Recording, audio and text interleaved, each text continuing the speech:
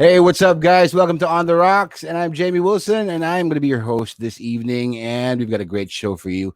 It's going to be a different angle tonight because we're going to be talking to a musical director, composer, and arranger, Ceejay Javier, and with him, we're going to have the Pinkmen. Or no, sorry, no the Pinkmen lang, Pinkmen lang.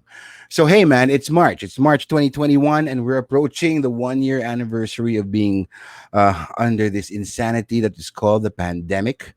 If you are listening to this right now and you are in good health and you've got a roof over your head and clothes on your back and food on your table, then I can just remind you to be grateful and be thankful for all the blessings that we've enjoyed throughout this crisis, throughout this very trying time. And of course, one thing that was amazing that happened during this 1 year of being cooped up is that we've been getting a lot of really, really good music coming out of this pandemic. I mean, you lock up musicians at home, you give them technology, and something good's going to come out of it. So we're going to be talking about, making music tonight, the magic of making music and the memories that great music brings, experiences playing live versus playing in front of a webcam, and basically everything that, enters our brains later after I've had a few drinks. So before we get on with the show, I'd like to thank our beloved people who have helped us put this show together. Of course, thank you to Buenos Dias Panaderia. Your Milo buns, your Milo donuts are a constant source of my happiness. Thank you so much to the Misty Mountain Cafe for your premium blend coffees. It's a great pairing. I mean, seriously, Buenos Dias and the Misty Mountain Coffee are amazing. It's an amazing combination that just never fails to kickstart my day. Thank you also to our friends from liquor.ph. And tonight, they have sent me a bottle of Jim Beam Bourbon, baby. Yeah, Jim Beam. One of my boys in the J Club. Jim Beam is one of the most well known brands in the world of American whiskey and one of the distilleries synonymous with bourbon. From 1795 to today, Jim Beam can be enjoyed all over the world as one of the standards coming out of Kentucky. Try this sweet beloved bourbon today when you grab a 1 liter bottle for only $1,000 when you order from liquor.ph. So yeah, thank you so much. I'm having a drink with you. Cheers, everybody, to start off the night. It's a Wednesday night. And it's going to be quite interesting because, our first guests today, they're a band that has affected me in the past few days because I've been going through some blues. Because, when you have time to stop and think about things that you've been stuck at home for a whole year, I've been going through some of the blues, these past few days because you're thinking, okay, it's 1 year in and where are we? What am I doing with my life? When you get a moment of rest between scrambling to survive, you start questioning all your choices, and then you play this game of shoulda, woulda, coulda, and you start like spiraling down the rabbit hole. And thankfully, these guys and their music have successfully lifted my spirits for the past few days, and I must say, they've only got a few songs out, and I can't wait for them to make more music so I can just keep on lifting my spirits through their music. So, ladies and gentlemen, let's bring on Baile, Matt, Mark, Gyro. Ladies and gentlemen, please welcome Pinkmen. Hello, good evening. Hey, Hey, Jay. Matt. Hey, Hey, hey, guys. How are you doing? Good, great. we're doing good. Yeah. You're doing good. Grabe yung Thank- intro na yan, Jamie. Well, you know what? It's 20 like over really 10. it's really something na nag-uusap kami nga ni Audrey like a couple of days ago when I was going through these blues. Sabi niya sakto. Sakto yung guests natin. Sakto yung music nyo. Because a lot of people during this pandemic are going through the blues, right? Yeah. And Yeah. especially 1 year in, and it's still kind of crazy out there. Although lumuluwag naman ng konti. Syempre naghahanap tayo ng things to put a smile on our faces, and I'd really like to thank you for putting a smile on my face because your music really really helped me through these past few days. So thank you for that, and thank you for saying yes for being my guest tonight. Thanks Thank for So you. Thank you listening. all. Yeah. so Kaya guys, how pala, oh sige I was lang. just gonna say, kaya pala dumami yung streamers namin lately.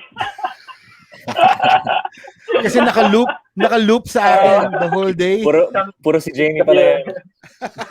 It came from one place. Yeah, and that's my IP address, that's my account. So guys, how are you guys been during this pandemic? 1 year na tayo. So kamusta naman? Matt, let's start with you. Well, for me, work from home, typical work from home setup. So yeah, I think it's pretty much whatever everyone else is feeling. Well, everyone who does work from home and stuff. But yeah, managing, and we still manage to make music, which is a good thing as a band. Parang nakakapagod talaga yung work from home, di ba? Kasi parang wala kang separation of work and home because you're working from home. Yeah, that's exactly the. I feel like yun yung pinaka disadvantage. Yung parang hindi mo na mahiwala yung work life mo sa personal life mo. Kasi you wake up, you're there na sa workspace mo, tapos matutulog ka na ulit, di ba? So parang medyo nakakaano ng head, messes with your head a bit. Well, at least in my experience. What about you, Jairo? How are you doing?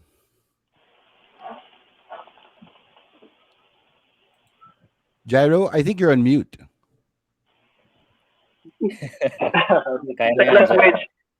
No, we still can't hear you. We still can't hear you.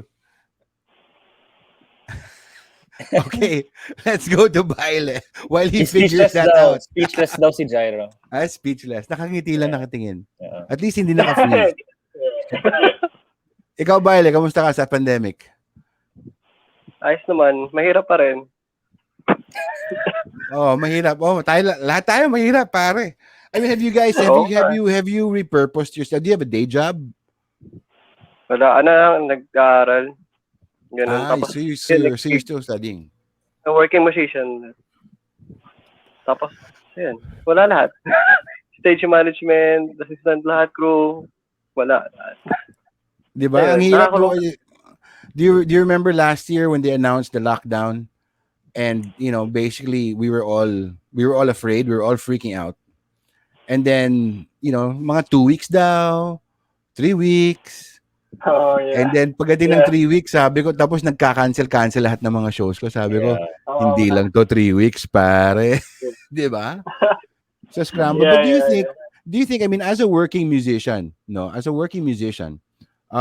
you think that you were better equipped mentally to deal with this? Ayun, okay na ba? Hindi. Parang, yung mic mo, pangit yung audio mo. Sign language ka na lang. Sign language.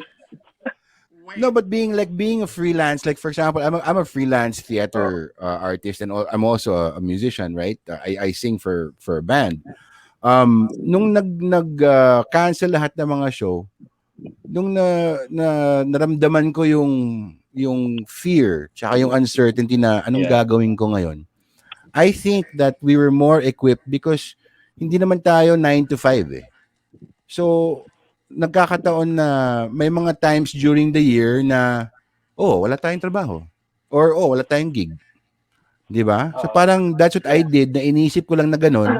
Tapos anong ginagawa ko even before the pandemic para magkaroon ng gig? Yan din ang ginawa ko. I have to repurpose myself. I have to reinvent myself. I have to figure out, okay, how am I gonna pay my bills? How do I, do other things? But yung napansin ko sa pandemic, yung mga 9 to 5ers ang nag-freak out kasi natatanggal sila sa trabaho or na ano sila, tapos biglang, hindi sila sanay sa minsan meron, minsan wala.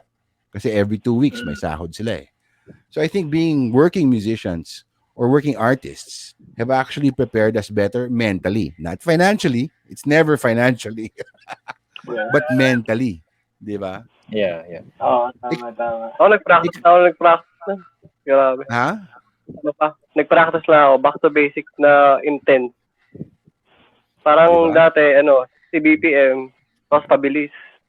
Nung pandemic, ginawa ko 60 BPM, pabagal hanggang 30 BPM. Sobrang, ganun. Well, and that's good because at least, with all the time on your hands, what can you do? Mm-hmm. Like when I was going through, even without gigs and all that, I would set aside like 2 or 3 hours a day just to sing.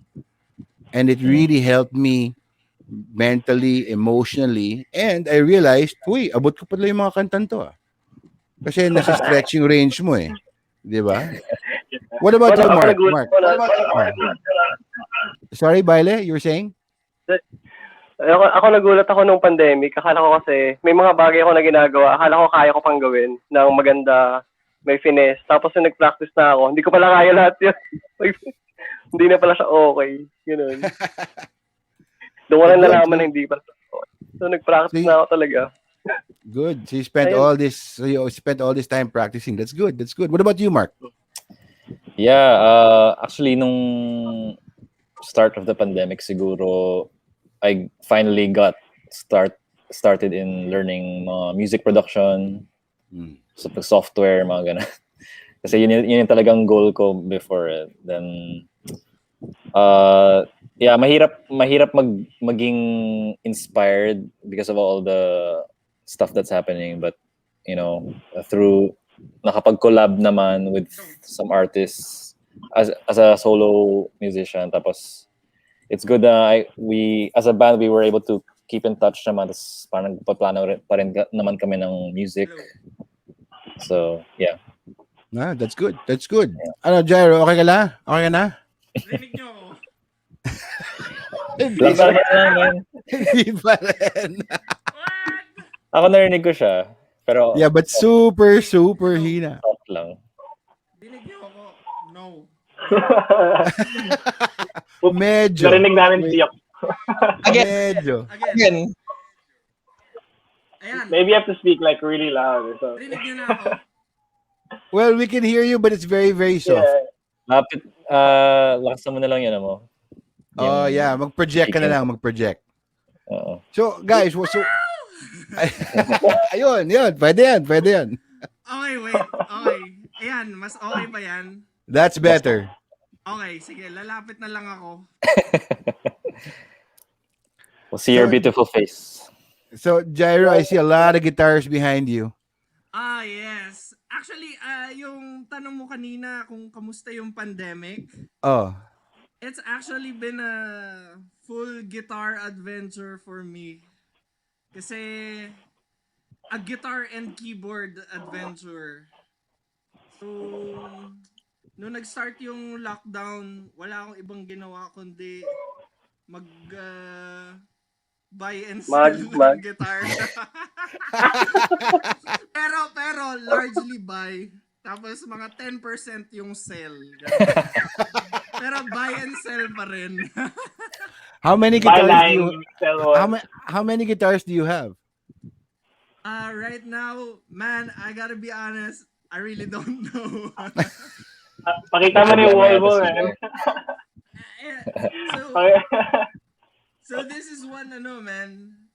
This is one of my latest. It's a Django guitar, dude. It's like a replica of Django's guitar. So it's a gypsy jazz guitar. Ganun. Nice. Dapat may room tour tayo ng ano. Oo nga eh. Dapat nga Room tour. Bigla ko lang. Room tour. Pwede naman. Wag naman. Next time. Pero more conversational tayo. Yeah. Right? Well, it would be nice. It would be nice to see the rest of your room. Pero kung galawin mo yung setup mo, baka mawala ka ulit eh. I can move it around a bit. Wow. Oh, diba? Ganda. Studio. This is The Epiphone. No, it just looks like an Epiphone master built, but it's just like a cheap 1.5 archtop. Collector yan si Jairo ng ano mga tig 1.5 na guitar. Mga 1K, 1.5K. Ayan na, he's bringing it down na. Tingnan mo, man, may dragon siya, dude. Dragon. Sarap pamain. Okay, so before we get lost into the Django guitar and the Epiphone 1.5 version, so can you guys make me kwento, how did you guys get together? Who wants to take that? Ayan, si Mike. Oh. Sige. Pero kasi kami ni Jairo, we've been friends since high school. Kasi classmates kami no high school. Mm. Tapos nung high school, tumutugtog lang kami sa mga yung mga parang buwan ng wika, ganun yung mga school events. Tapos puro kami, mga duet na parang Jim Croce or Don McLean. Kaya if you listen to our music now, you kind of understand like where that's coming from. Yes. And tapos nung nag-college na kami, medyo we went our own ways kasi si Jairo napakalayo sa College of Music. Tapos ako naman sa College of Science sa UP. So we're super far apart, like distance-wise even. Pero nung UP Fair 2016, inaya ko ni Jairo na sumali kami sa Battle of the Bands.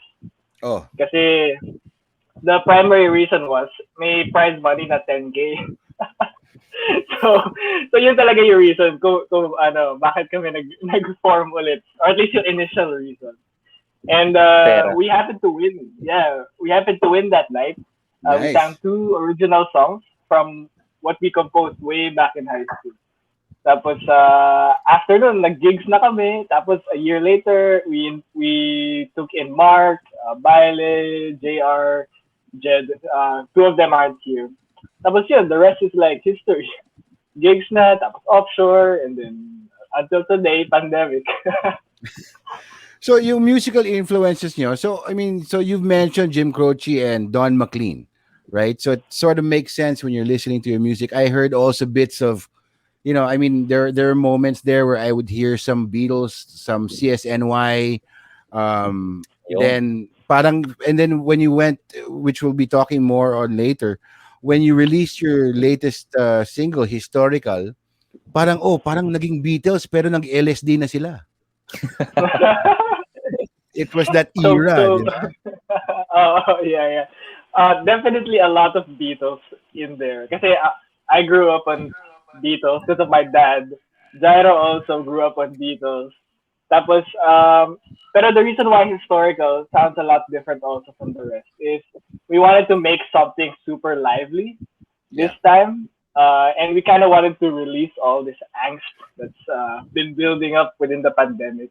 So it started out with a catchy bass line. Si Jairo yung nag-start nun. If you notice the bass line. And Yeah. tapos yun, it just went out from there. As in, we finished the song in like 5 minutes. We made the song in like 5 minutes. So you have to love moments like that. You have to love moments like that where, a song just comes to you and you finish it in 5 minutes. And then this was, Yeah, then definitely. you start, and then you recorded this. How did you guys record this during the pandemic? Actually, can you guys Oh, hear me? yes. Yeah, we can do it. Actually, Matthew didn't even. Actually, me and Matt didn't even write it. Write it. It just came out, and then Baile was there playing the drums, and then sabi namin is like, okay, yun na yun. We were trying to come up with something to put over didgeridoo, and then uh, that's Kwento pretty mo much yung it. kwento mo yung inspiration ng first line. Oh, Ah, Oh, yeah. so yung first line kasi, I had this calendar, like 2020 Pakita mo yung calendar. calendar. Wala ba dyan? Nandito yata, wait. Pero naman, show and tell na naman. show and tell na Sige, naman to. pero, We keep pero on losing him one way or another. It's like this, Oh, oh. pakita mo okay. yung text. Ano, Yung text. Pakita mo yung text. Sige tayo yung text. so, Yan. So That's those the are the first first line of the two song. lines. Yeah. That's just it, man. The first 2 lines came off the wall. Like we literally read it off the wall, and then we built off from that. We weren't even on acid. Di kailangan. Wala pa Di talaga kailangan. yun. Well, the beauty of it, I mean, you may not have been on acid, but when I listen to it, I feel like I'm on acid. So Well, that's that's a my really acid for nice. That's you. a really nice feeling, when you're because it's very different from your previous songs.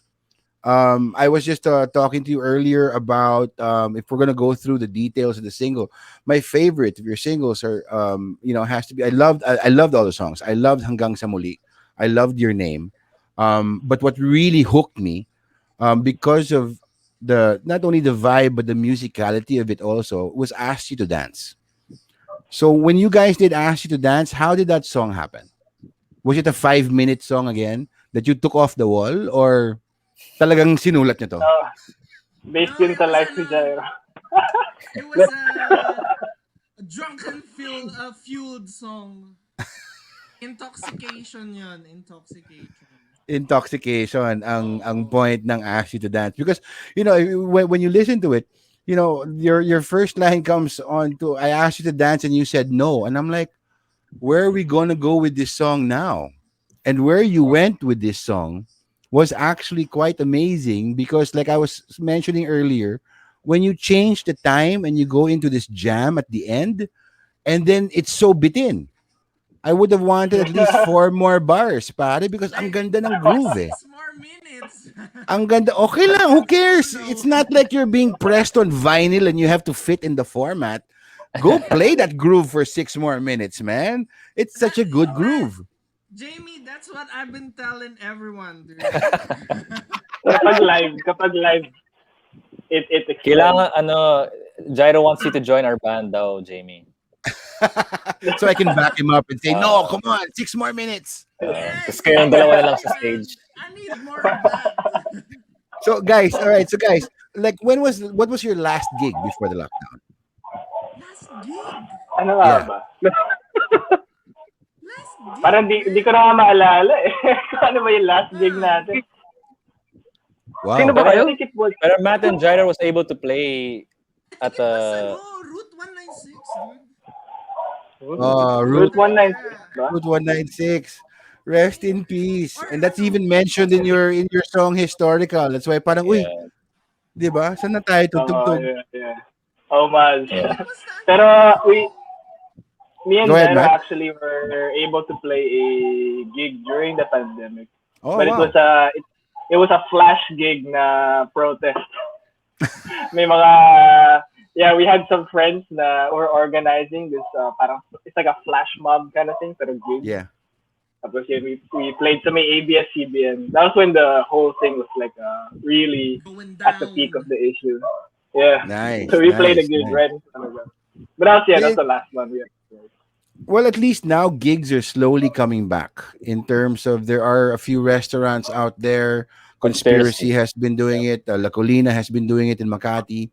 And I've reinvented myself as a safety officer to pay the bills, and creating the safety protocols for you guys to be able to play a gig and for people to attend the gig safely is something that a lot of venues are exploring now, because lumuluwag ng konti. I mean, nag-roll out na yung vaccines, may mga antigen tests tsaka RT-PCR tests naman tayo. So basically the atmosphere has gone from fear to baka pwede na, 'di ba? And in terms of live music, I'm sure you guys are basta once you guys play again and I show up, can we please add the 6 more minutes to ask you to Yes. Solo dance? solo. Sure. Game. 30 You minutes. know, Gagawin With natin drum 30 minutes. solo, guitar solo, May guitar vocal solo solo rin. number my 2, vocal solo then. bass solo. Okay, how come the vocals never get a solo? They get Don't enough. give us They get enough ideas, man. attention. Don't give us ideas. They There get enough. there was one They're time. in front. Oh, go ahead. There was I'm sorry, I there was think I one know time this. we had a vocal solo. Uh so during our first Wish Bus performance, that was like the very, very first. Jairo got stuck in bad traffic and he was late. Eh siya dapat yung magi-guitar solo sa hanggang sa muli. Oh, So I had no choice but to sing his solo. So Wish Bus. Man, gra- that's awesome And though. I was in the yeah, taxi, dude, listening to these guys play. Jairo was Da-da-da, listening da-da-da. to me sing his solo. His guitar Well, solo. there you go. I think that should be a staple part of your gig. Pwede kayong mag-harmony. Kung may guitar solo, may harmony ng vocals na konti. That's another thing with Why you not? guys. That's one thing I love about your music is that you have a very dedicated decision to to do your harmonies, vocal harmonies.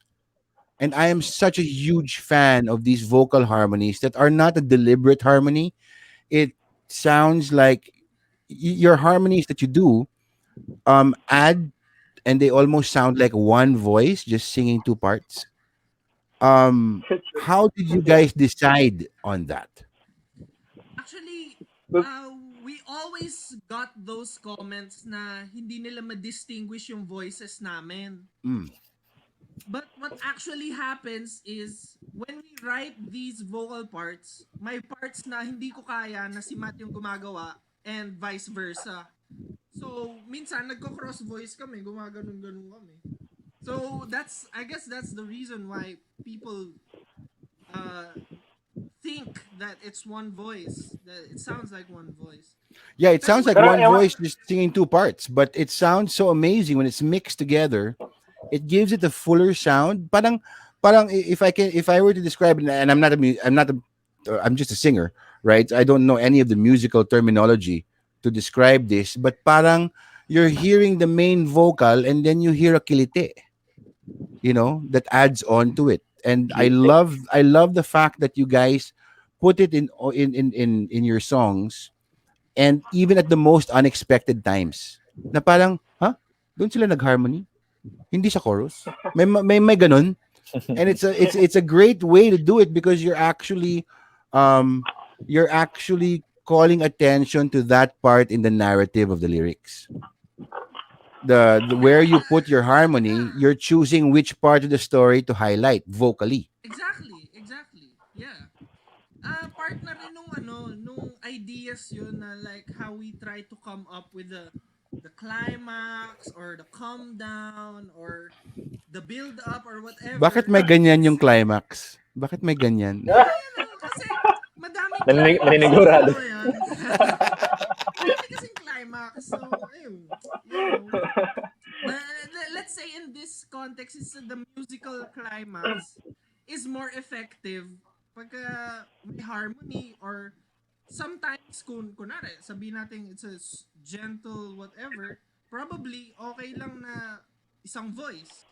Mm. So, usually kami talaga, we talk about it na bagay ba dito mag-harmony o hindi ba bagay dito or like oversaturated na ba yung harmony or meron kami tinatawag like bitaw, okay lang magbitaw dito na let this one vocal run go Mm. on its own.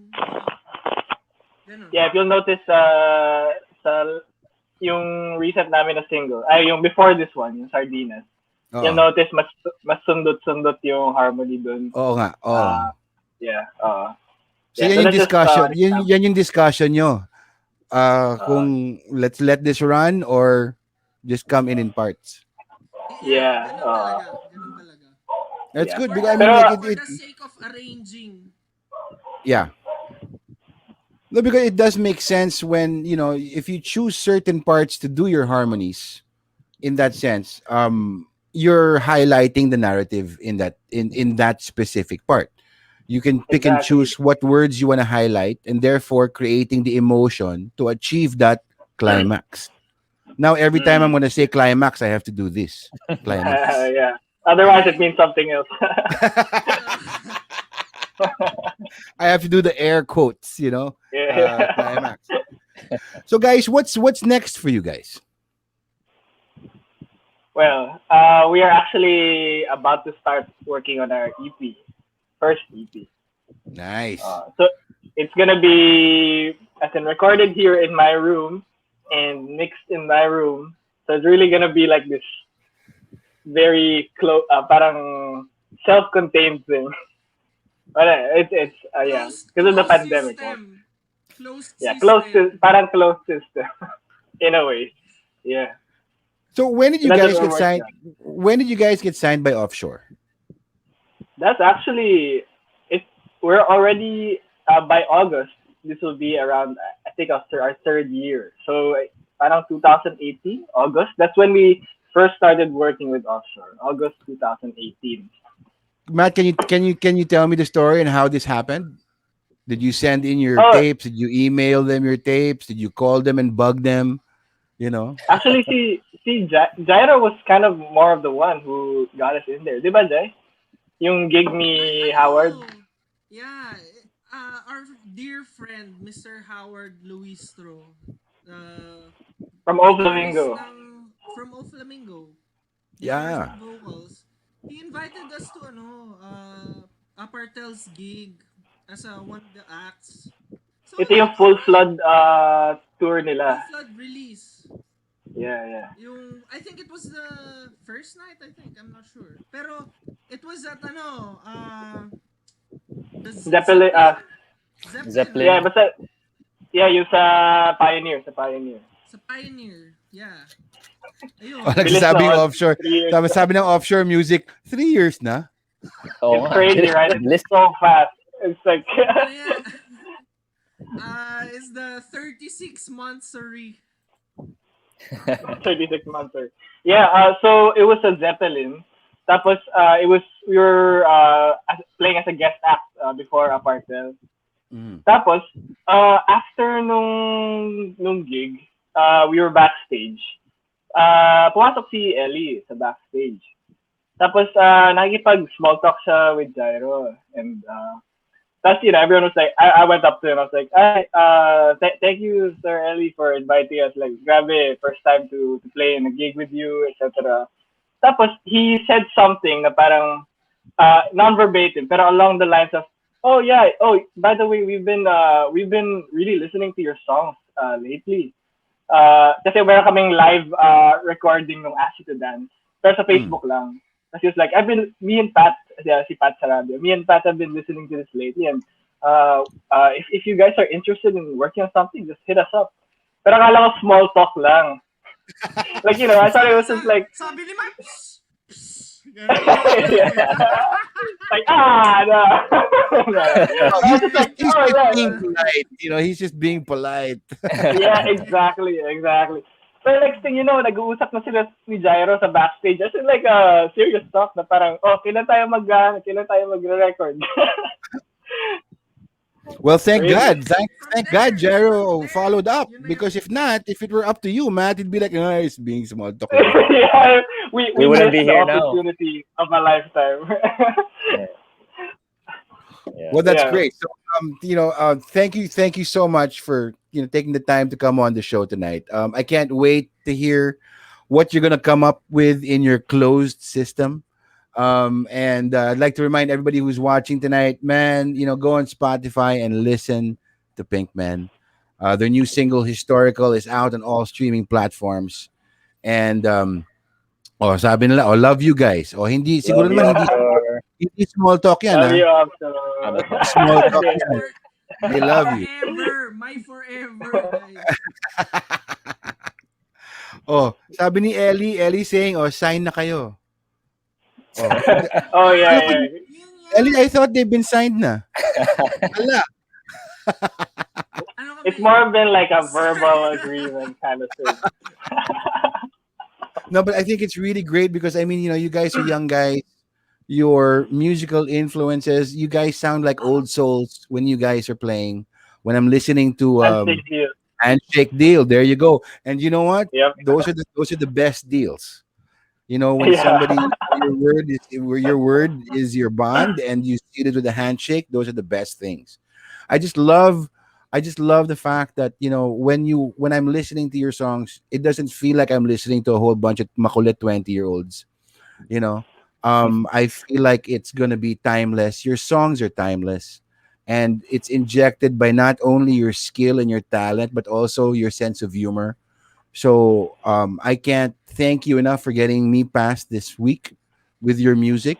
Thank you so much for coming onto the show. And man, who their influences are. Let's go quickly. Individual influences. Quick. Oh, individual influences. Let's start with Mark. Ako. Individual who are your musical heroes? Oh man.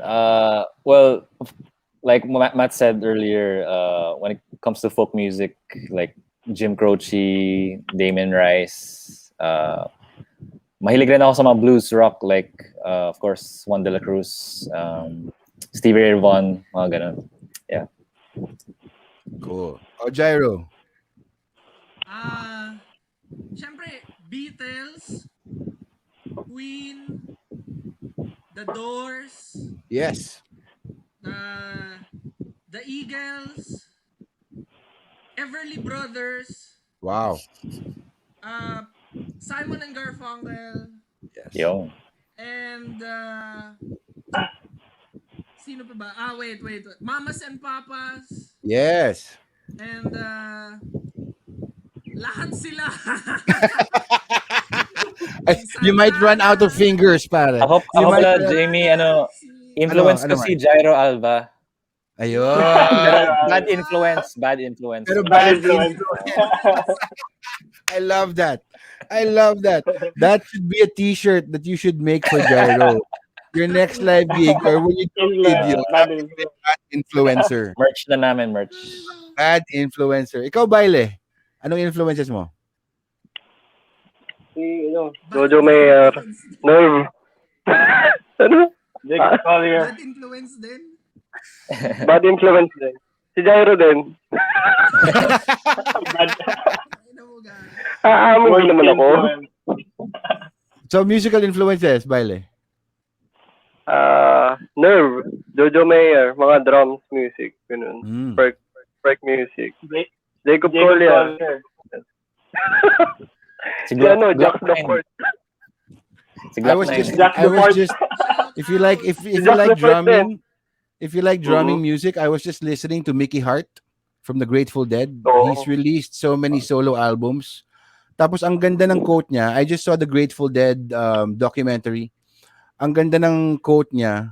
Pag tinatanong siya, what do you do? What do you work on? Sabi niya. Tapos yung sagot ni Mickey Hart, who's the drummer of the Grateful Dead, he says, I work in transportation. It's like, bakit transportation ang sagot niya?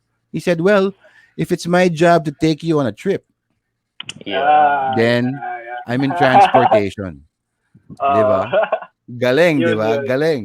Si Baile yun. Baile will Oh. take us on a trip. Bad trip na lang, bad trip. Wag naman bad trip. Joke lang. Bad influence na nga, bad trip pa. Puro negative eh. Sorry. Totoo yun, sinasabi niya. Nakabatrip talaga sa pag tumutugtog na ako. Yes, Nagka-polyrhythm si Baile. Ikaw, Matt. Wala Ikaw, namang Matt. bad trip. Only the trip. Well, as I said a while ago, Yeah. a lot of it came from Simon and Garfunkel, the Beatles, Jim Croce, especially sa pag-fingerstyle ng guitar. A lot of that came from there. Tsaka sa harmonies. Yeah. Pero kapag sa OPM naman, I grew up on Apo hiking. A lot of Apo hiking. Because of my Nice. dad. He had the CD pa. That's later on, syempre, the first guitar songs that we ever learned were Eraserhead guitar songs. El Bimbo, yung G to A. Tapos, Orange and Lemons, etc. Finger style guitar. Finger Finger style. style. And Yes. climax. Yes. Yeah, Well, you know climax. what? That's Oh, why these guys are so good. You Oh, know? yeah. They develop we their take you on a finger trip. style and take you on the climax. Sana hindi nanonood yung parents ko dito. Well, don't send Sila them yung the link. nagko-comment, Mark. Alam ko yun. Yeah, actually, Mark, I think your parents are on the thread right now. Ay, And, no, nako. I'm just kidding. Uh, All right, we got guys, thank you so much for making the time. Thank you. Hey, don't keep on making music. I can't wait to hear what you guys are going to come up with your EP. But ladies and gentlemen, make sure you check out Pinkmen. They're on Spotify. They're on all the streaming platforms, and of course, their latest single, Historical. So, Matt, Gyro, Baile, Mark, thank you so much, ladies and gentlemen. Thank you. Pinkmen. Bye, guys. Goodbye. I love it, man. These guys are so makulit. And, when you listen to their music, you wouldn't really think or imagine how young they are because, seriously, they sound like old souls. And when as you've just heard, all their musical influences, they're listening to the old stuff. And what I love about these guys is that, they have made their influences work for them and made them new again. So if you are listening to the sounds of Jim Croce and Don McLean and the Mamas and the Papas, um, you know, their musical influences and everybody that they mentioned, they have managed to distill all their musical influences and make it into their own. And that's what defines their very unique sound, which I personally have grown to love. And that's amazing with these young kids. So Pinkmen, more power to you guys. And all right, so we're going into our next guest right now. Next guest is a dear, dear friend of mine. He has I've worked with him on so many shows. Kulang yung fingers ko para magbilang. He's known as the actor's musical director, but he's also a composer, an arranger, and one hell of a musician as well. I have seen this man literally just play anything. If you talk about any genre, and any difficult musical pieces, this guy is, behind his back we call him maestro, but we never really say that to his face because he'll blush and he'll freak out. He is now currently the musical director of Hong Kong Disneyland. So please welcome my dear, dear friend, ladies and gentlemen, Ceejay Javier. Hello, brother. Kumusta? Hey, brother, how are Miss you, man? brother. I'm good, I man. miss you too. CJ, Yes. how's the pandemic over there, pare? Pare, nag-open na kami. 2 weeks Yes. na. Yun yung pinakamasaya sa lahat. Siyempre, nakikinig ako kanina doon sa interview ng mga bagets. Grabe, I Oo. feel old, no? Masaya nila. I feel old too, Ah, man. But you know what's nice about their music? It sounds old, but it sounds new. Yes. So ang Nakita galing. ko sa You Apple should check. Music. I'm going to listen to them. I'm going to check it out. Oo.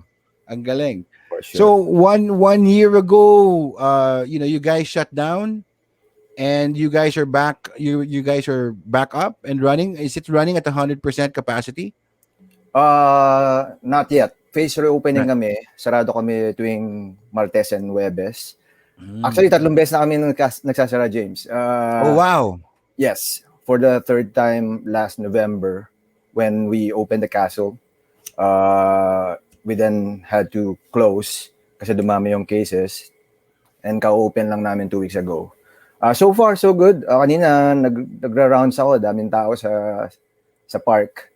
Siyempre, Nice. medyo lumalayo ka ng konti, di ba? Just to, Just to be sure. just to be sure, di ba? Pero, yan, masaya kasi talaga pag mayroong tao sa park. At yun talaga yun eh. Yun ang masaya doon. So CJ, I've known you for, more Forever. than more for more years than I can count. And I'm so happy. Thank you so much for saying yes to this, because these are these are the moments, this is the opportunity for me to ask you questions that, because we're so busy working together, na hindi ko natatanong sa'yo. Yes. So it's gonna be nice to know some of the things, or some of the questions I've always meant to ask you, and it's gonna be great to share to their listeners. So first and foremost, what I'd like to know is, what music did you grow up listening to? What was the music playing in your house? Yes. Well, lumaki ako sa probinsya, no? Alam mo yan. Meron akong Walkman nung bata ako. Usually, kasi 80s, so Michael Jackson, Lionel Richie, mga ganyan. Tapos, Mr. C, mga songs ni Mr. C, VST and Company, VST. Ray Valera. So, yun yung Wow. nakikinig ako sa probinsya noong araw. And then, since nagpa-piano lessons ako back then, classical music, Prokofiev, Rachmaninoff, yun yung mga listening materials ko back then. So you started playing piano because you were interested in playing the piano, or because your family just said, okay, you have to take piano? Yun, yung sinabi mo, pangalawa. So dinala lang nila ako doon sa piano teacher. And then, wala na akong choice, di ba? Kasi dinala ako ng lola ko doon. So I had to take lessons once a week. Eventually, nagustuhan ko naman siya. Ako lang yung natira doon sa magpipinsan na nagle-lesson. Kasi yung kapatid ko, mas magaling sa akin before. Kaya lang, takot siya doon sa teacher ko. Kasi old school, merong stick. May so, stick? Ako lang, yes. So, alam mo, ako lang yung matyaga ako, di ba? So, ako talaga yung nagstay. And, yan. Yun ang naging buhay ko, music. So, tamang decision. You know what's interesting, because di ba parang we belong to a generation where, di ba, you were always given piano lessons were the first thing that was given to you. Eh since bunso ako, nung sinabi nila, yung mga ate mo hindi tumagal sa piano lessons. Ito lalaki, bakit pa siya magpa-piano, 'di ba? Tapos how ironic na ako pa yung lumanding sa banda. Correct. So they never even bothered sending me to piano lessons back then kasi they thought, he's gonna get into sports or he's gonna do something else. Tapos ako pa yung lumanding sa banda. So yung mga kapatid mo marunong? Oo, nagpiano lesson sila. But Okay. hindi sila tumagal. They don't Yes. I mean they can play certain pieces but they weren't really into the world of music. I was the one that fell in love with the whole world of music. So CJ, do you remember the time where you actually fell in love with music? And what music was that?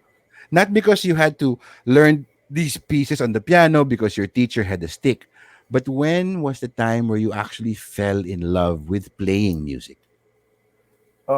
Good question. Kasi syempre noong una, 'di ba, parang ni-require ka lang mag-lesson and all that. Nung nakikinig ako ng mga songs ni nakakatawa. Well, hindi naman nakakatawa. Si Joe Marichan, gusto ko yung mga songs niya nung time na yun. Sabi ko, gusto ko makasulat ng mga ganung kanta na, alam mo yun, ang daling matandaan ng melody and all that. So, kasi ang dami kong pangarap nung time na yun eh. Gusto ko maging arkitekto kasi mahilig din ako mag-drawing, alam mo yan. Pero nung nakikinig ako ng mga OPM songs back then, sabi ko gusto kong sumulat ng ganung kanta. So, yun, doon ko na-realize na music ang gusto kong puntahan at the time. And how old were you when you realized this? 12 years old, I think. Yes. Wow. So you knew what you wanted to do at 12. Yes, yun ang gusto kong gawin. Pero alam mo yun, syempre may ibang pangarap sa akin, syempre yung parents ko, 'di ba? Ganyan. Well, hindi naman nila ako pinipilit ko ano yung gusto kong gawin. Yun naman yung maganda sa kanila. Pero nung time na yun, bago ko na-discover na music ang gusto ko maging arkitekto. But then, yun nga, may realization ako na gusto kong gumawa ng mga kanta eh. Tapos hindi ako makagawa ng kanta. Yun ang problema. Hindi ako makapag-compose ng mga songs nung time na yun. So wala akong nagawang kanta. Hanggang makagraduate ako ng college. Doon lang ako nakapagsulat ng songs. But this led you to choosing the College of Music. Yes, yun yung nakakatawa doon, James. Yes. So, probinsyano, di ba? Graduate ng high school, gusto mag-aral sa Manila kasi, syempre, di ba? Sa Manila ka. So, noong time na yun, ang hit na course ay physical therapy. 90s, di ba? So, pag PT ka, andun yung pera. So, doon ako, yun yung kurso na in-apply ko sa UP. Sa UST. Ayun, awa ng Diyos, bagsak. Yun yung first choice ko. Second choice ko, psychology. Hindi rin pumasa. Tapos yung third choice ko, music. Hindi ko alam that time na pag hindi ka pala pasado sa UPCAT, pwede ka pa rin umapela doon sa College of Music na UP. Pero nakapunta ako sa UST. And then, nung naglalakad pa lang ako doon sa konservatoryo, nagmutugtog yung mga banda doon sa hallway. Sabi ko, ito yung gusto kong kurso. So, yun. Doon na, nag-enroll na ako. Yun na yung pinili ko. Alam kong hindi PT ang para sa akin, kundi music. Parang, well, it sounds like CJ na the course chose you instead of you choosing the course. Kasi hindi ka pumasa sa PT, hindi ka pumasa sa psychology. Diba? Pinili ka ng music, pare. Parang sinabi ng music, dito ka, iho, halika, dito ka. Diba? Parang 12 years old ako, nagparamdam siya sa akin. Pero alam mo yun, yung wala pa akong talento noong time na yun. And then pagka-graduate ko ng high school, wala pa ring talento, alam mo yun. Pero nandun yung kurso na alam kong huhulma sa akin. Kasi doon talaga sa UST ako, doon ko natutunan yung disiplina and all that. Hindi ko naman sinasabing hindi ako dinisiplina ng teacher ko, di ba? Pak, di ba? Pero yeah, doon ako nag-grow talaga as a musician when I entered the conservatory. And when you went into the conservatory, you were going into what was the specific performance pianist? Yes. Performance piano? Piano performance. So Classical piano yung kinuha kong kurso doon, which is nung pagdating ng audition, Yung nakakatawa doon. So, nag-audition ako doon sa dean namin, si Miss Fule. Well, sumalangit na wala na siya. Wala akong, that time kasi hindi pa ako advanced na pianista eh. So, hindi pa ako nagmo-Mozart, lahat na yan, di ba? So, tinugtog ko Bumble Boogie, pare.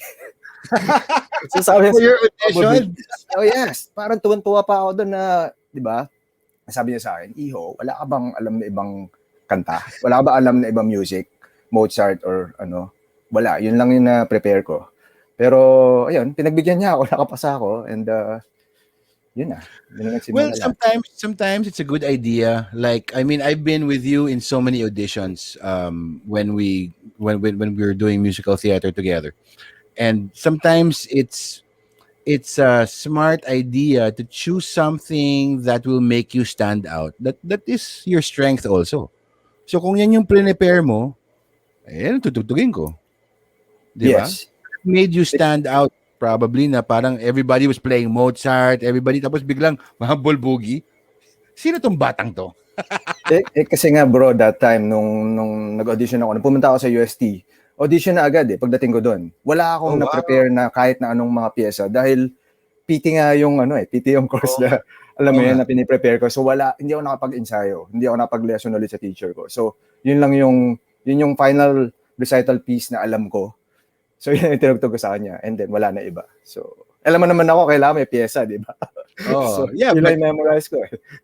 pero yan, tinanggap ka o tanggap ka pa rin.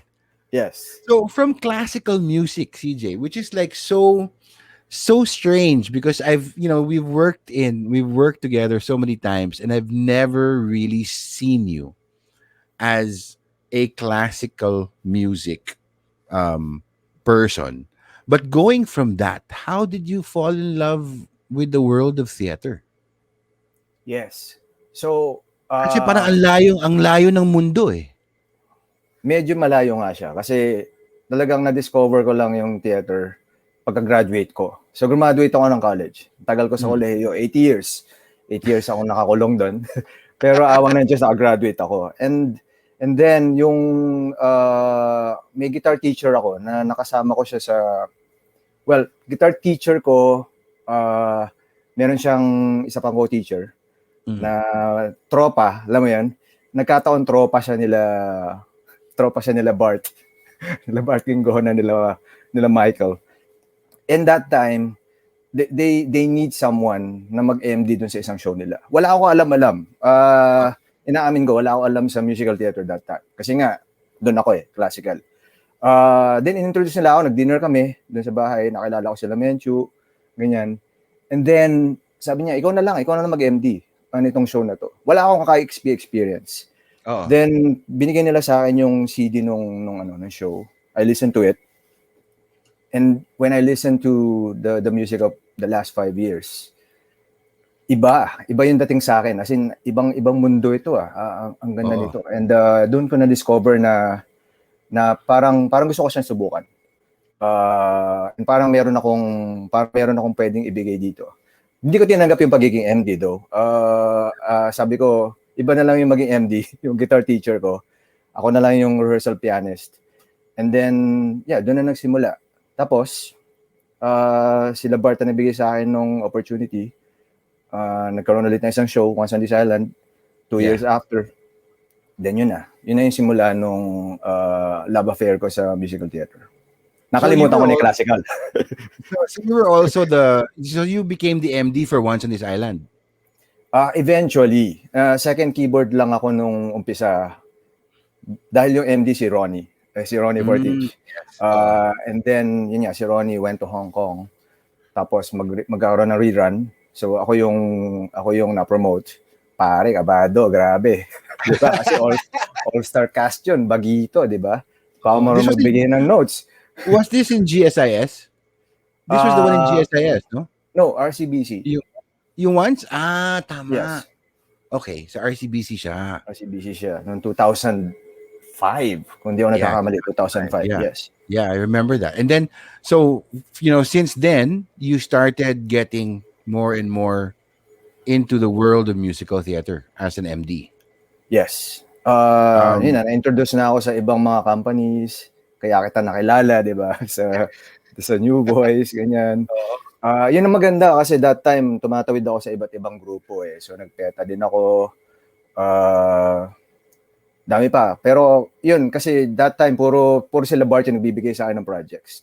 Mm-mm. And then, yun nga, nung dumami yung contacts, nagkaroon ng maraming proyekto, sabay-sabay. And then, eventually, nagkaroon ng opportunity sa Atlantis na maging parte ng banda nila. So, doon ako nakapasok. And that's where you and I actually started working very closely together, because even if you don't, CJ is the kind of person that will actually, he has the patience and he will take the time to explain things to musical idiots like me, because I don't read music.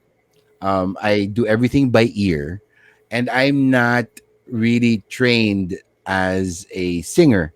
In terms of, if you tell me, okay, this is in the key of E, I have no idea what the hell a key of E sounds like.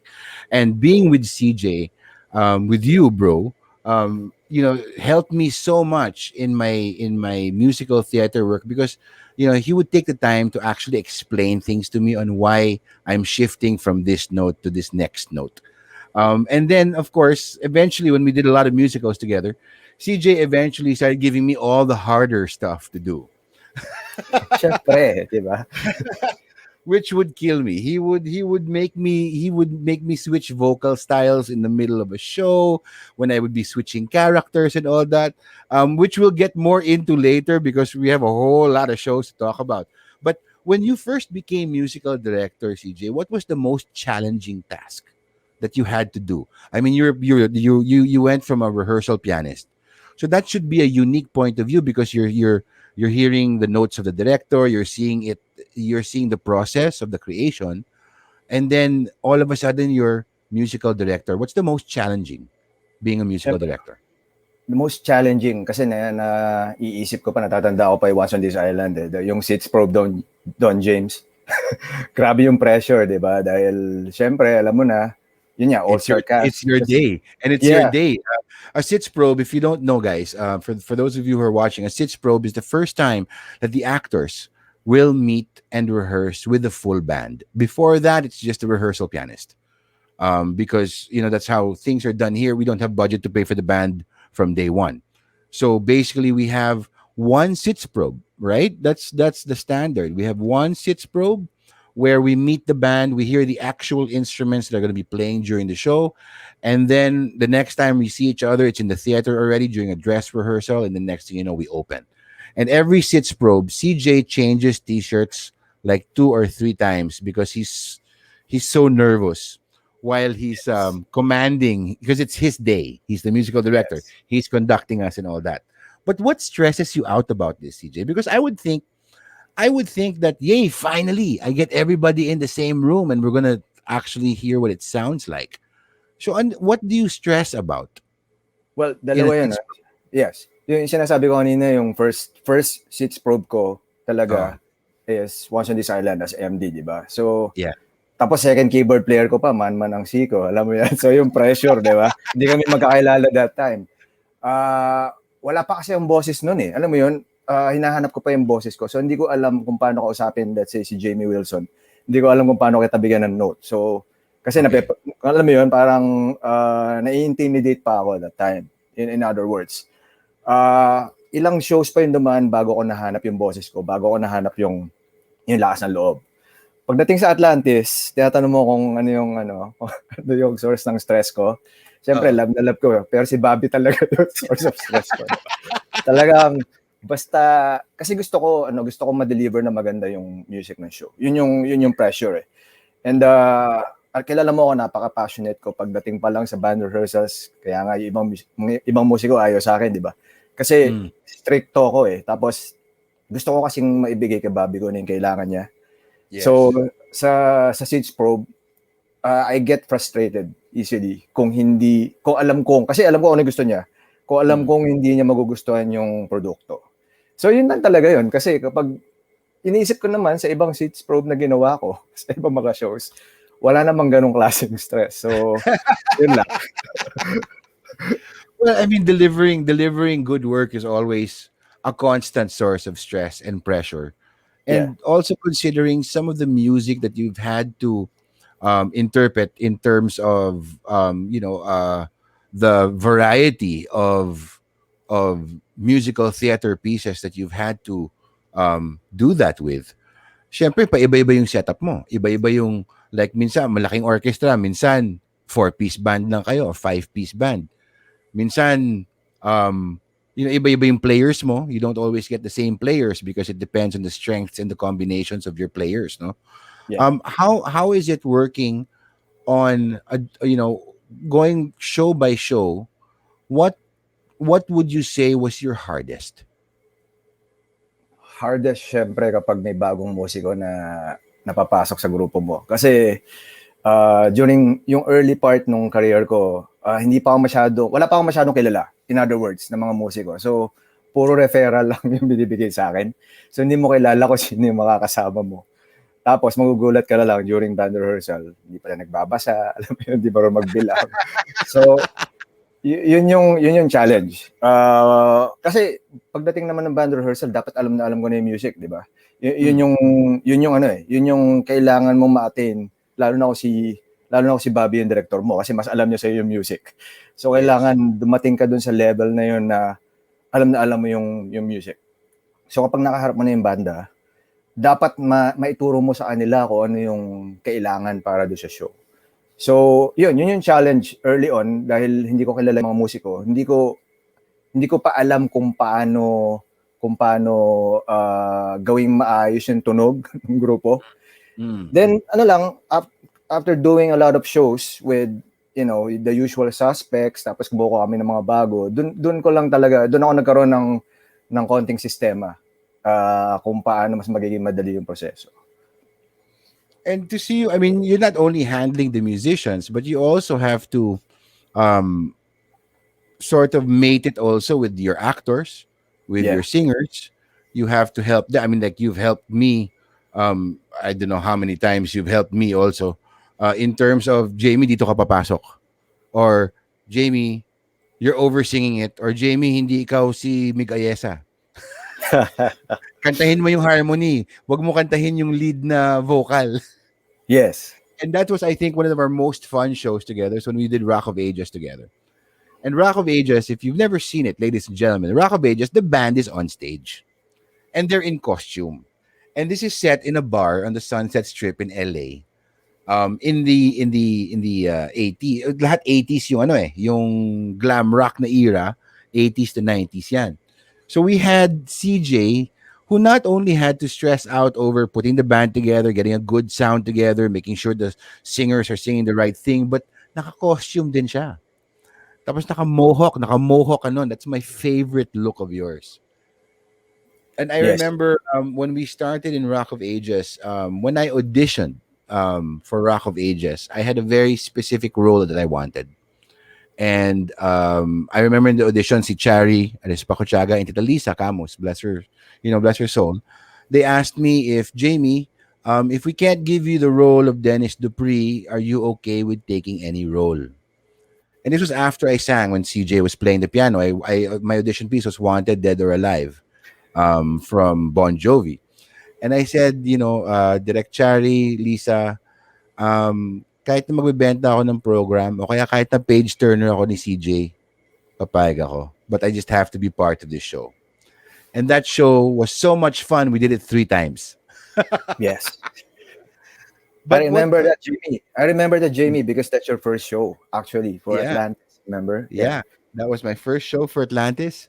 And that was the first time I had to, the hardest part kasi for me in that musical, CJ, and that you kept on making me pukpok, is that I knew the music in its original version. Yeah. But of course, the composer and the arranger, iniba nila yung areglo, tapos iniba nila yung mga harmonies. So parati mo akong pinapagalitan na, Jamie, that's Mig Ayesa's part. Stop singing that. You have to sing the harmony. Sabi ko, ang hirap eh. Kasi alam ko yung original eh. Di ba? Yes. But Jamie, you're not Stacy. I know, Jamie, you're not Stacy Jacks, okay? But I think, that was the most fun we had because I don't remember you being very strict in that show because the show itself was fun. So we were having a lot of fun, although a lot of hard work, di ba? Pero Yeah. for example, in something like Rock of Ages, ano yung pinakamalaking challenge mo, CJ? For Rock of Ages, syempre, Oh. ano makakatugtog kung lasing ako, Jamie? That's obvious. Kasi di ba yun, remember? Yeah, that's the only show na legal ako uminom before the show. Kasi yun yung direction ni Chari, di ba? Parang pre-show. Oo. 2 shows a day. So, ilang shots yun, di ba? Oh, ilang shot. Oo. So, yun yung challenge. Of course, kasi nasa stage yung banda eh. Tapos hindi naman kami rock stars. Alam mo, hindi kami, kita mo na yung mga grupo ko doon. Ang gagaling nilang musiko, di ba? So, paano namin ma-match si Jamie Wilson, si Jet Pangan, or si Mega Yesa. So, yun yung challenge doon. Kasi pagdating sa tugtugan, grabe naman din yung mga musiko na kasama ko doon. Yeah, I remember when when Erskine would have a lead, a burning guitar solo, but it was so soft. I'm like, Yes. Erskine, can we turn up your amp? And he's, and if you don't know him, Erskine's a brilliant guitar player, but he's so shy. So, yan, nag-acting lessons pa kayo eh. Yes, Nag-work with you, pa kayo. I think. We were may halong inuman nun, pero under the guise of workshop. Yes. So yan, saya-saya ng show na yun, grabe. And then we did it three times. We went from RCBC Theater to Meralco Theater. We had rotations in the cast, but it was always such a good show in terms of fun because the show was not heavy at all. But Yeah. how do you do that? CJ, like as an actor, I can go through the show in terms of I'm part of the story, kasama ako sa kwento. So may point A to point B ako. Kung fun yung show, kung seryoso yung show, yan yung emotions na dumadaan sa akin, di ba? But like for example, how do you switch gears from something like Rock of Ages or something fun like Aladdin also to playing something like Next to Normal or Fun Home, where the with going from such loud musical theater productions to very, very quiet musical theater productions? How do you do that as a musical director? Research. I study a lot. Kasi kailangan alam mo yung material, di ba? Tapos yun nga yung maganda dun sa opportunities na nabigay sa Atlantis. Iba-iba yung style ng mga shows, di ba? Pag tinignan mo yung lineup ng shows na mga nagawa ko, In the Heights, for example. Yes. Di ba? And then yun nga, Next to Normal, one of the most memorable shows that I've done. Kailangan ko aralin talaga ng husto yung style para makapag-adjust ako. And siguro yun nga, yung maganda dun, may classical training ka. So you are able to read the score. And alam mo yun yung advantage. Kasi nga meron ka ng tool na kaya mong basahin yung pyesa, hindi mo kailangan sifra lang. So kailangan ko talagang aralin ng husto. And of course, makipag-communicate doon sa director. Kasi importante yun kung ano yung kailangan niya for the show. And yeah, what kind of mood, what kind of feel. Yes. May question tayo from Gold soon. Meron bang music that you wish you could play pero hindi kaya? Good question. Si CJ parang kaya niya. Sasabihin ko wala, no? Pero pare, yung mga songs ni JRB. Alam mo, natatakot pa din ako dun sa mga piyesa ni JRB kapag nag-audition kami dito Kasi iba pa din siya. Alam mo yun, syempre excited ka during auditions. Ang hirap talaga ng mga piyesa kahit na natugtog ko na siya. So, siguro yun ang pinakamalapit doon sa tinatanong na Gold na hindi ko kaya tugtugin. Pero yun nga, kasi I constantly challenge myself na feeling ko kasi kaya ko tugtugin lahat. Kasi yun naman dapat yung mentality mo, di ba? Otherwise, yan, wala kang trabaho. Just sa Pinas. And and going also from your many musical theater projects, going from like for example, Rock of Ages was glam rock. Then you go into Next to Normal, which is a different kind. It's like alternative rock. Yeah. And then you go into The Heights, which was Latin infused Hip-hop. beats. hip hop and all that. And you had also the added pressure when you did In the Heights, that the composer and the writer came to watch you. That's when you met Lin Manuel, right? Yes. Pressure. So, oh, diba? So was he here? He was here. He came and he watched a show na, diba? So nag-open na kayo. Dumating siya nung rerun. Nung rerun. So Yes. so okay na kayo. Nag-open na kayo, na-set na lahat. And Yes. is that what goes through your head when you're playing a show and you know the composer's there in the audience watching? Pare, nerve-wracking, syempre, di ba? Kasi alam niya lahat ng tinutugtog mo. Oh, sila Kasi- nagsulat eh. Yeah, yun yung isa sa yun yung unang experience ko na dumating yung composer or alam mo yun, nakausap ko siya. Kasi yung Carrie din, di ba? Oo. Naka-FaceTime ko si Michael Gore while we're doing rehearsals. Pero sobrang pressure kasi nga alam ko na bawat nota na tinutugtog ko, bawat nota na kinakanta ng mga singers, alam niya yun. But he's so nice.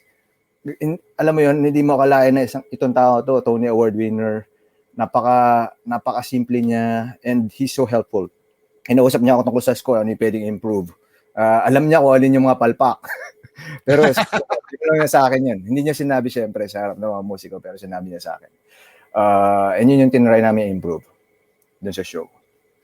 And so you at least you get a chance to talk to the people who created it. They give you pointers. And in this journey, in terms of going from, for example, In the Heights, and then you go into Carrie, where we had the writer fly in also, and all us actors were extremely nervous because you had the guy who wrote it in the audience watching your rehearsal. We hadn't even opened yet. He was there at the dress tech. Yeah. And so we're all like thinking, oh my God, we have to get every note right, every word right, because he's right. He wrote it. He knows when you mess up, right? And then you go into but these things, you don't have a lot of freedom to rearrange things or to make it fit. You have to play it as written. And it depends on what the director's vision is. I know all these factors come in. But the freedom that I saw that you had for the first time was Saturday Night Fever. That was, I think, I was assistant director for that. I was an actor for that. You were the MD for that.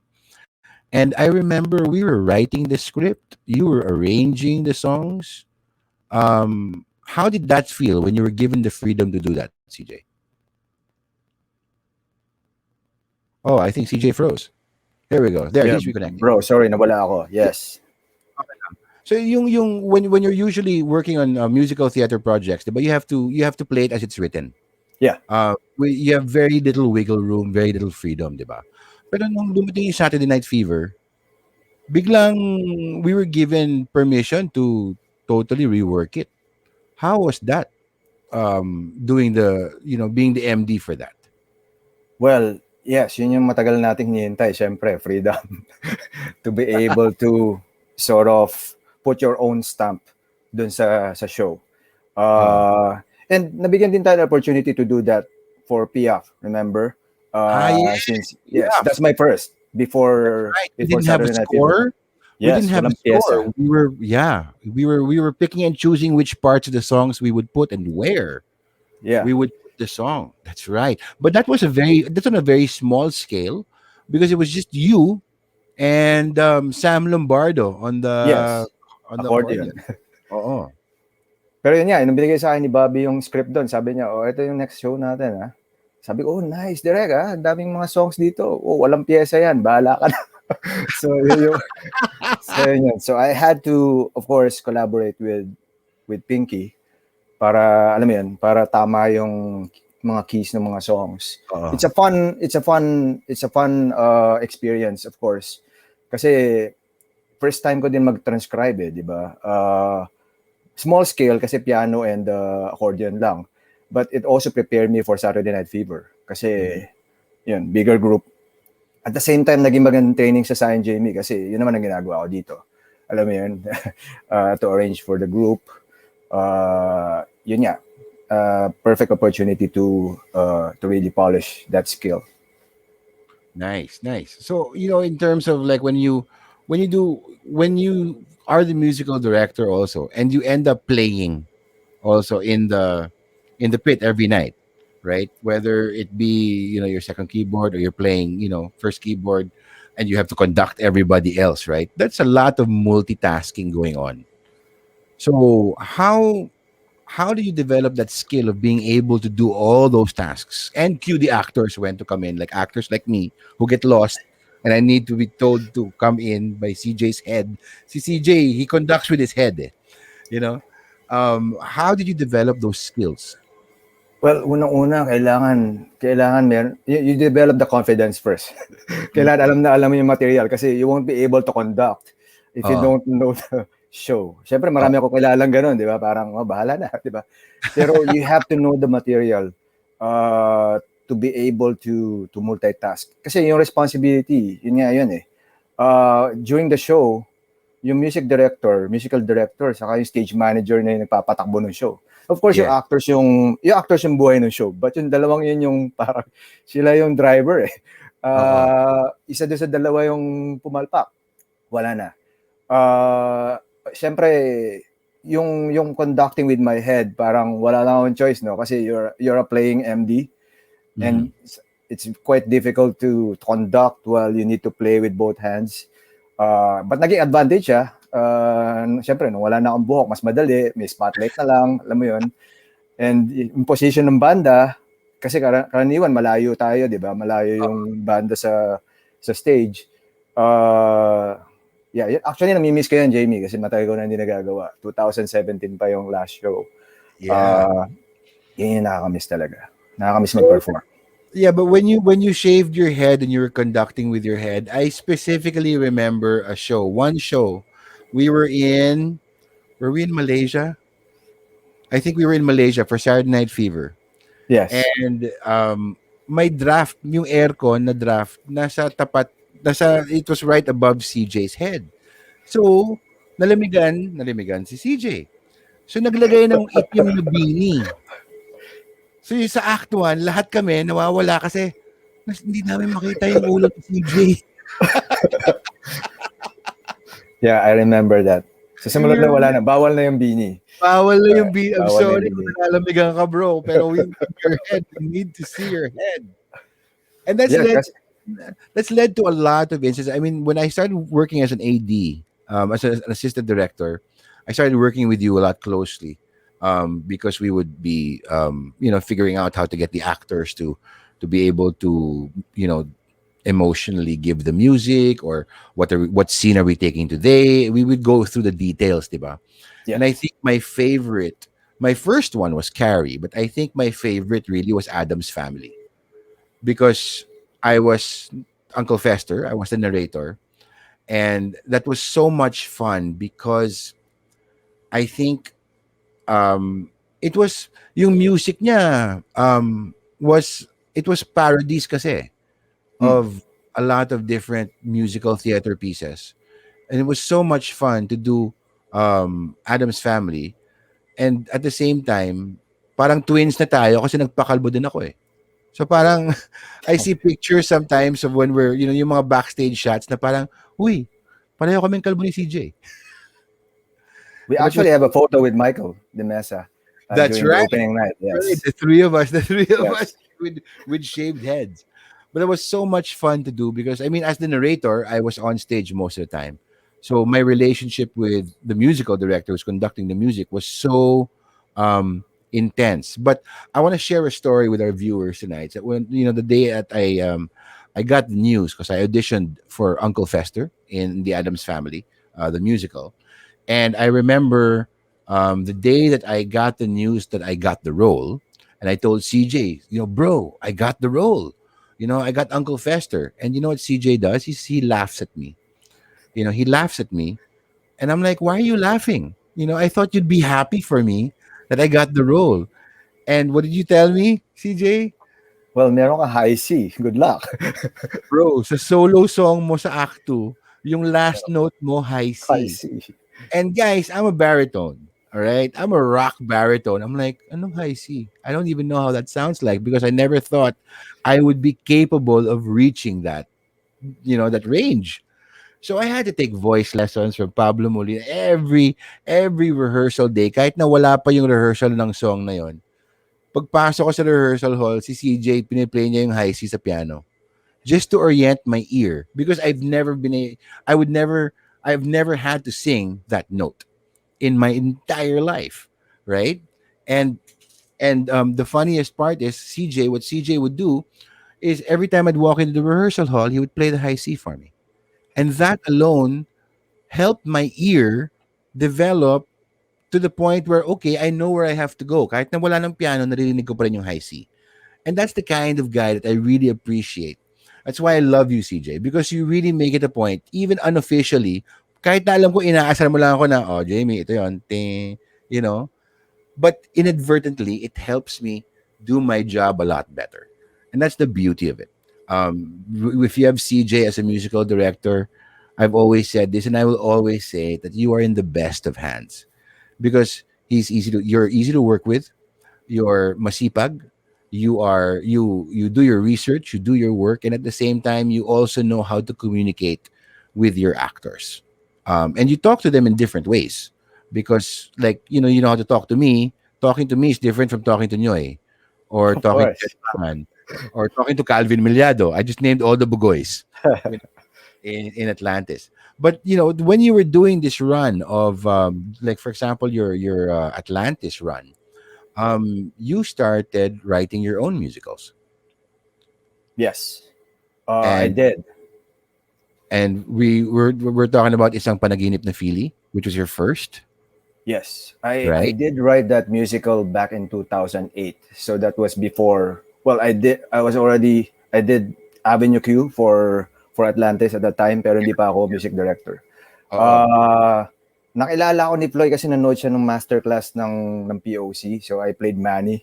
Uh, yes, si Sherry Hill yung kalas namin at that time, and Floyd watched that show, and he congratulated me after the show. And then nagkataon naman, Christmas party afterwards, siya yung nakabunot sa akin. Ako yung bibigyan niya ng gift. And he Ah. gave me an ethnic drum nung Christmas na yun with a note. Sabi niya, do you compose? Well, let's talk. And then nag-usap kami, in-invite niya ako for a dinner. At that time, doon ko nakilala sila Direk Tony, ano mo yun, all-star cast din yun nando sa dinner table, sila Sir Alex. Binigyan niya sa akin script nung Isang Panaginip na Fili. And kaya sobrang thankful ako kay Floyd kasi after that, dami namin ginawang shows, di ba? Pero yung Isang Panaginip na Fili talaga yung nagbigay sa akin ng opportunity to write for theater. Kasi sumusulat ako for my band back then. Oh. Hindi sumikat yung banda ko kasi hindi kami mga pogi. Pupunta kami sa mga open mic session pero walang naikinig sa amin. So yung mga songs ko para, alam mo yun, puro tawag dito masyadong senti daw. So yun yung sinasabi sa amin sa mga open mic sessions. But yung opportunity na binigay sa akin ni Floyd to write for Isang Panaginip na Fili for DUP, siya yung, para sa akin, siya yung pinaka-memorable ko na original musical na ginawa ko so far. Of course, there's Ang Nawalang Kapatid, di ba? Yes. Pero iba pa din yung una di ba? Iba pa din yung una.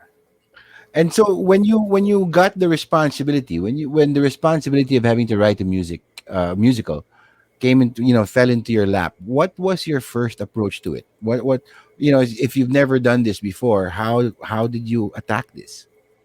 Well, nung mabasa ko pa lang yung libreto ni Floyd, ang dami ng melodies na pumapasok sa utak ko. Kinakanta ko na kaagad yung mga titik niya.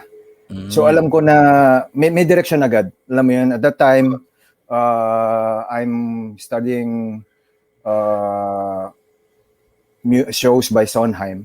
Pareho kami na yun ang paborito namin ni Floyd at that time.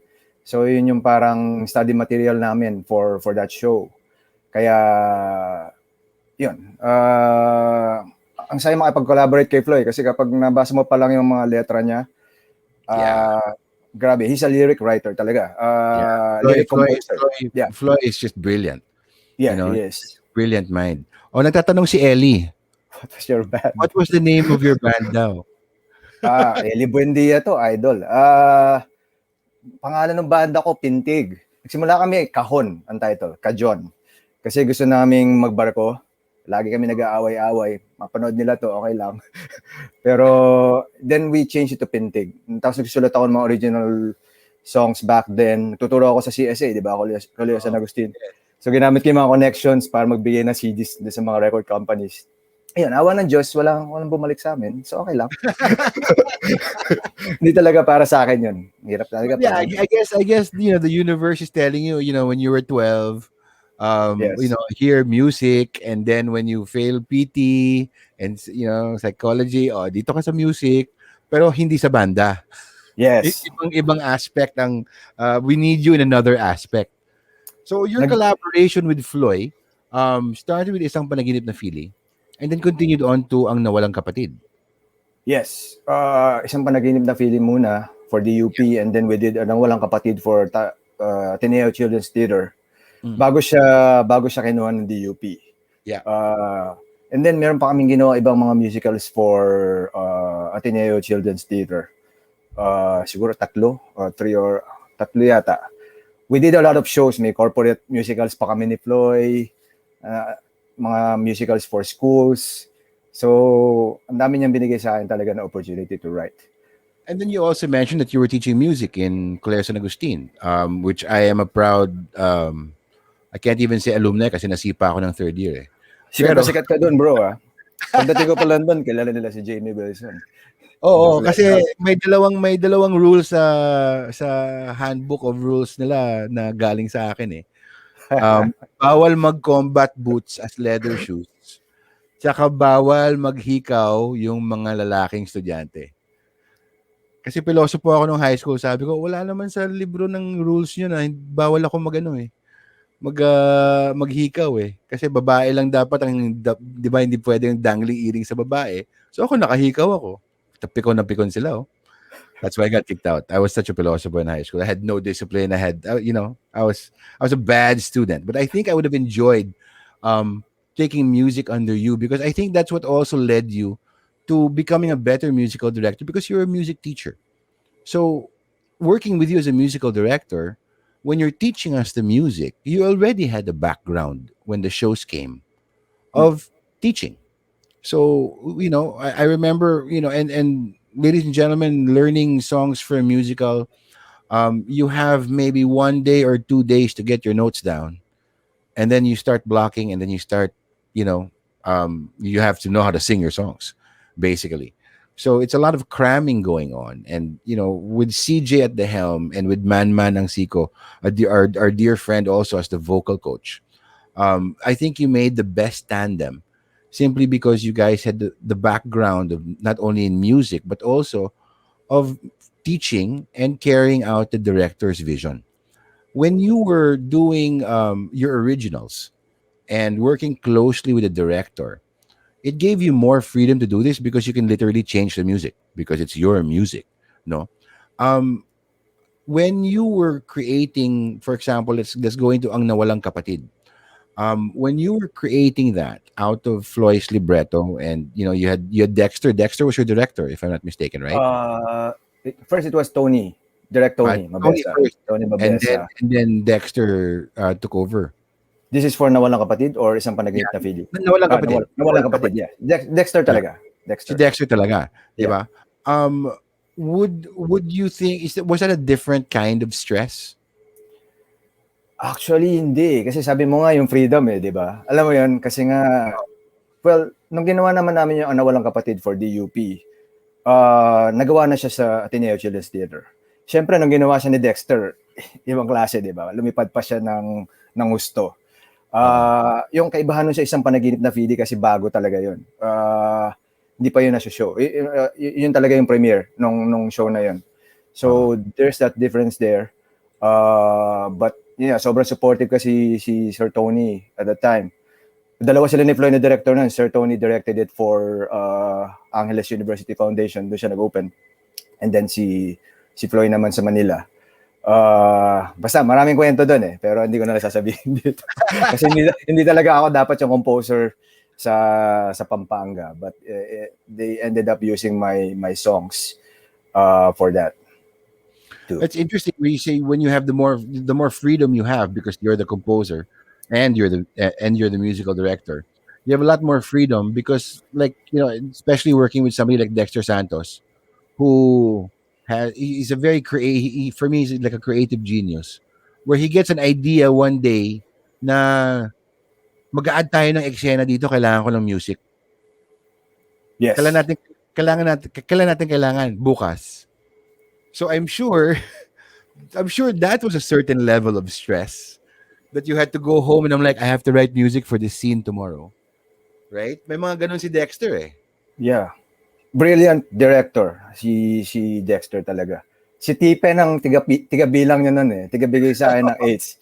Pero kasi nung ginawa namin yung Nawalang Kapatid for the UP, girlfriend ko na si Luis at the time. So siya na yung naging arranger ko for that.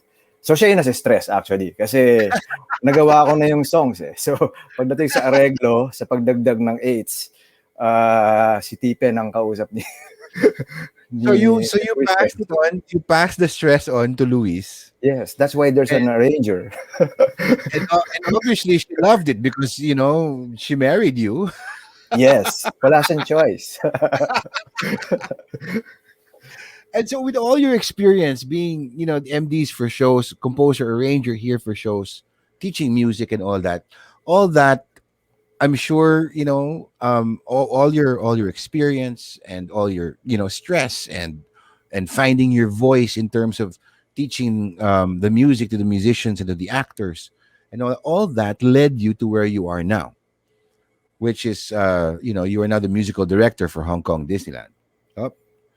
Yes. And so, how did that process happen, CJ? Paano ka nakalanding dyan? Well, unang-una nagretiro muna ako sa Pilipinas. Back then, siyempre nag-asawa na ako, nagkaanak. So, alam mo na, mahirap ang buhay ng freelancer eh. 'Di ba? So, that time, nag-iisip ka na ano yung kailangan kong gawin para makapag-provide ako dito sa anak ko, 'di ba? So, I decided na 2015 yata, after Bridges of Madison County, that I'm going to, to leave. I told Bobby. So sabi sa akin ni Direk Bob, naintindihan naman kita, 'di ba? Pero next year kasi si Leia yung yung bida namin sa Fun Home. So baka gusto mong i-postpone muna 'yan. So never ko pa nakakatrabaho si Leia at that time. Sabi ko, sige na nga, stay ako 1 taon. So nagstay pa ako ng 1 taon. And actually naging 1.5 years pa siya kasi nagkaroon ng rerun yung Fun Home. Pero feeling ko lang kasi yun yung last show na pinakamagandang gawin ko, 'di ba? For me, at least makatrabaho ko siya. And then yun nga, nag-stop na ako to do shows, and I applied. I tried to apply for a teaching job abroad. Meron akong sister sa UAE, so naghahanap ako ng opportunity doon. Napunta tayo sa Malaysia and Singapore, so naghanap din ng opportunity doon. So I got interviewed for a teaching job for some international schools in Singapore and in Malaysia. I actually got an offer sa Malaysia to teach, kasama yung pamilya and all that. Pero, alam mo yun, sa isip mo, gusto ko na bang bumalik sa pagtuturo? Kasi I left CSA, I love CSA. It's just that, alam mo yun, feeling ko parang yung pasensya ko, hindi ko alam kung kaya ko ba magturo ng ng 6 na taon. Alam mo yun, ng 6-year-old kid. Yeah. So medyo nasusukat na yung pasensya ko at that time. And then nag-i-enjoy na ako sa musical theater kahit na second keyboard player pa lang ako. Tapos yun nga, I'm doing shows pero lagi ako absent sa CSA. That's why I decided to leave.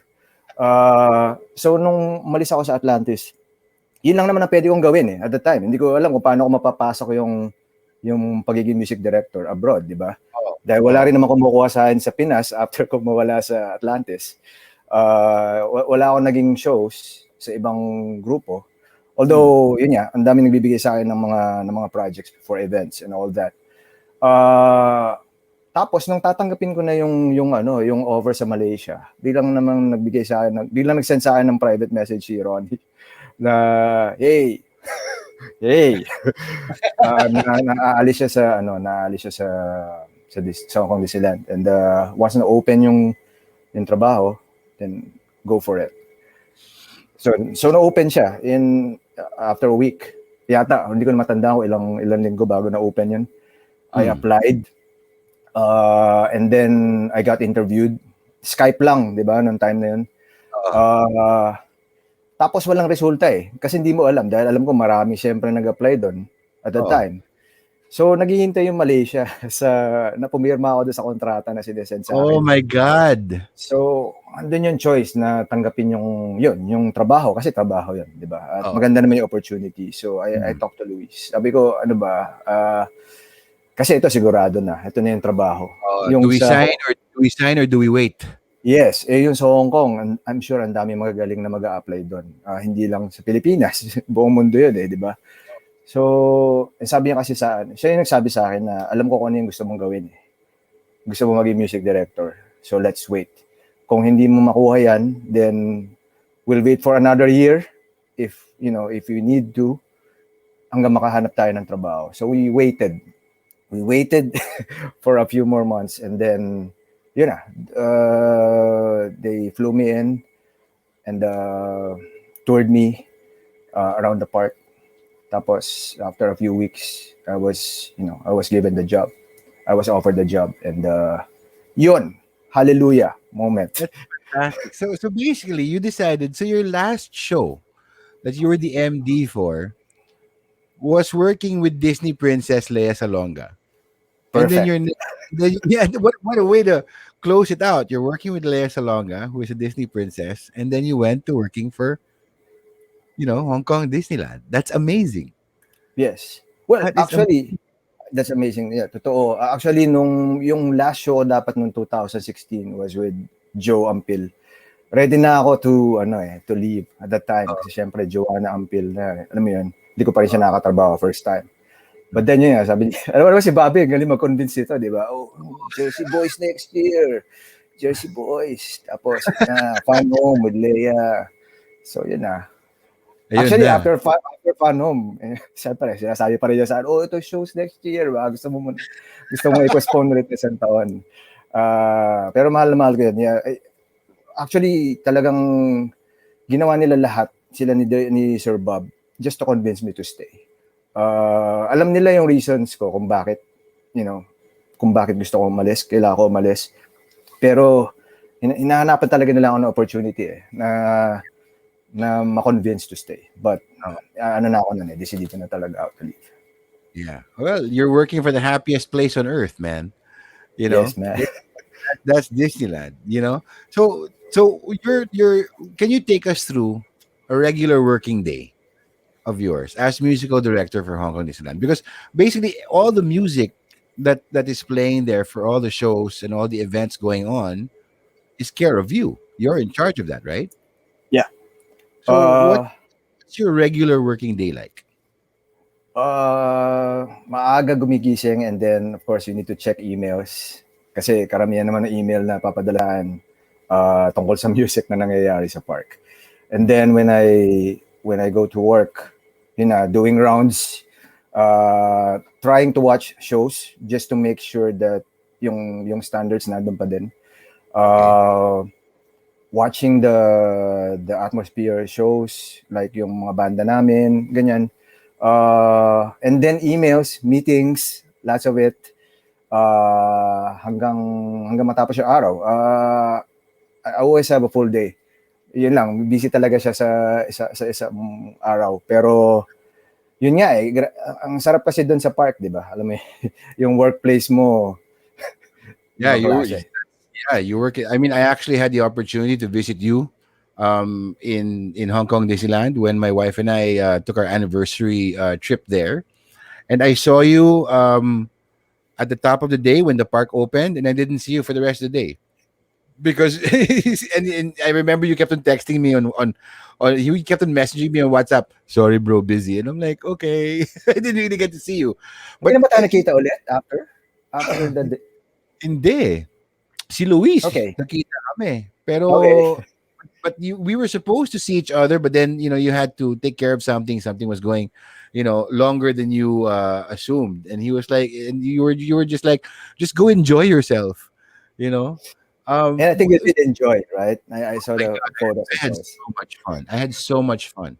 And as I was walking through the park that day, in the beginning you're wondering, okay, what rides am I gonna ride, and all that. And I'm thinking, I was just imagining the idea of, imagine working here. This is where you go to work every day, and just the whole idea of being on the happiest place on earth, and not only that, but creating music um, for it. Are there any opportunities, like when you test out a new show? Um, do you still tweak it after it opens? Do you Yes. still fine tune it? So it's a Yes. constant state of, that's why you go and monitor the shows. You not only are you monitoring like the band and the performance and the standards and the quality, but you're also, I'm sure you're also monitoring the audience reactions. Yes, we do. Well, to answer your question, if we tweak the show once we open, uh, not necessarily. Pero syempre, parang musical theater din, bago talaga kami mag-open, there are a lot of tweakings going on bago Okay. namin ilabas yung final product. Pero once na open na yung show, that's it. I think. Yun na yun. Yun Yun na na yun. yun. Mm. And then you're constantly not only monitoring the quality of your shows, but then you're creating new shows to come Yes. in. Yun So yung that's masaya doon. that's the bulk of your work is doing that. Yes. Creating shows, making sure that the current shows are up and running. Show standards has to be upheld, of course. And yun, collaborating with our musicians in the park. Ang dami nating Pinoy na musiko dito na yun din, magagaling din mag-areglo. Yun, Do just you trying to do you mentor have them. do you have your own studio in the park? Yes. Wow. Ah, I can just imagine what kind of studio Disney would build you. Oh my god. Well, yeah. Enough siya to be able to get the job done. Pero madaming toys, of course. Well, I should hope so, because it's Disneyland, right? I mean, that's your real playground. Hindi yung park, pero yung studio mo, dami mong toys. Yes. Yun So nga. what Yun yung pangalawang bahay ko, yung studio sa park. what would you say is the most challenging aspect of being the musical director for Hong Kong Disneyland? Syempre, yun nga, making sure that the show is up and running. Kasi yun din, parang sa musical theater, parang dyan sa Manila, di ba? Hmm. Iba-iba yung pumapasok, iba-ibang mga vocalists, for example. Oo. I mean, how to be able to communicate with them. And then Different personalities. you're talking to international people. You're not just Yes, talking to, I mean, not just Filipinos, but you're talking to people from the UK, people that, yes, Chinese, yes. so on and so forth. My God. So you have a translator. Yeah, kasi most challenging for me, alam mo na, English ko, di ba? Ano mo naman ako eh. So yeah, yun yung most challenging talaga doon. Kasi everyday, dumudugo yung ilaw ko. But that's fantastic. I mean, like, I'm so happy and I'm so proud that all these, I'm so glad you didn't become a physical therapist. Yeah, kasi kundi Sim- wala akong trabaho, probably. simply because, I mean, somebody with as much heart as you do, as you have, and as sipag as you are, and the musical talent that you have, you are not only getting to share your talents. You started sharing your talents with us here in Manila, and now you're sharing your talents with an international audience from all walks of life, who just walks into the happiest place on earth. And I think that's the most amazing thing, for me, in terms of being able to share your talent with people, um, and be responsible for the musical happiness when you're walking through the park. I mean, there's music constantly going on in the park, and when you watch the shows, if you've never been to Disneyland, guys, as soon as this pandemic is done, you should go, because it's the most amazing experience in the world. And to know you may because I've been to Disneyland before. I've been to the one in the US, and all that, but it made so a much bigger impact on me when I was in Hong Kong Disneyland and watching the shows because for me I had an immediate connection. Eh. I'm like gawa ni CJ yan eh. So it was a more personal experience for me because having worked with you and knowing how talented you are, when I watched those shows there, I was almost in tears when we went to the parade. I was almost in tears because I was so proud of my friend, and I can't thank God enough that you did not become a physical therapist. Okay, CJ, we're gonna go into our rundown right now. I'm gonna ask you Okay, 10 quick questions. Okay, so just the first thing that comes to your mind. No need to Sure. explain it, or you can explain it if you want to. Okay. Oh, nawala. All right.